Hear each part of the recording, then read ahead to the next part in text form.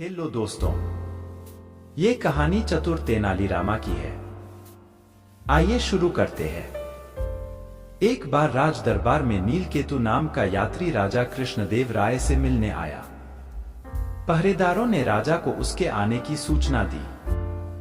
राजा ने नीलकेतु को मिलने की अनुमति दे दी। यात्री एकदम दुबला-पतला था। वह राजा के सामने आया और बोला, महाराज, मैं नील देश का नीलकेतु हूं और इस समय मैं विश्व भ्रमण की यात्रा पर निकला हूं। सभी जगहों का भ्रमण करने के पश्चात आपके दरबार में पहुंचा हूं। राजा ने उसका स्वागत करते हुए उसे शाही अतिथि घोषित किया। राजा से मिले सम्मान से खुश होकर वह बोला, महाराज, मैं उस जगह को जानता हूं जहां पर खूब सुंदर सुंदर परियां रहती हैं। मैं अपनी जादुई शक्ति से उन्हें यहां बुला सकता हूं।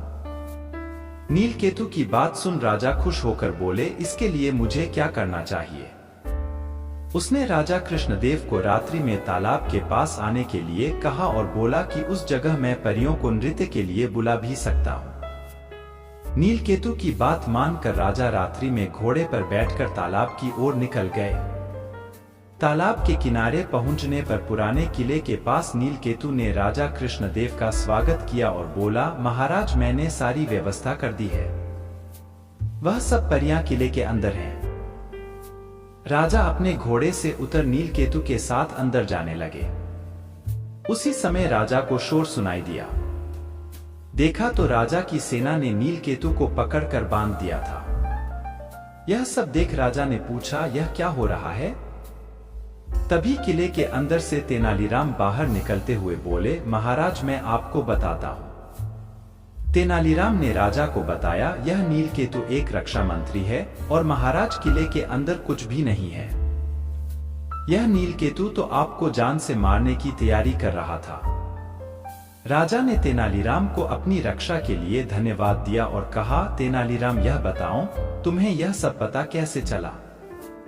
तेनालीराम ने राजा को सच्चाई बताते हुए कहा, महाराज, आपके दरबार में जब नीलकेतु आया था तभी मैं समझ गया था। फिर मैंने अपने साथियों से इसका पीछा करने को कहा था, जहां पर नीलकेतु आपको मारने की योजना बना रहा था। तेनालीराम की समझदारी पर राजा कृष्णदेव ने खुश होकर उन्हें धन्यवाद दिया। आप इसी तरह कहानी सुनते रहे, खुश रहे और हमारा चैनल जरूर सब्सक्राइब कर ले। धन्यवाद।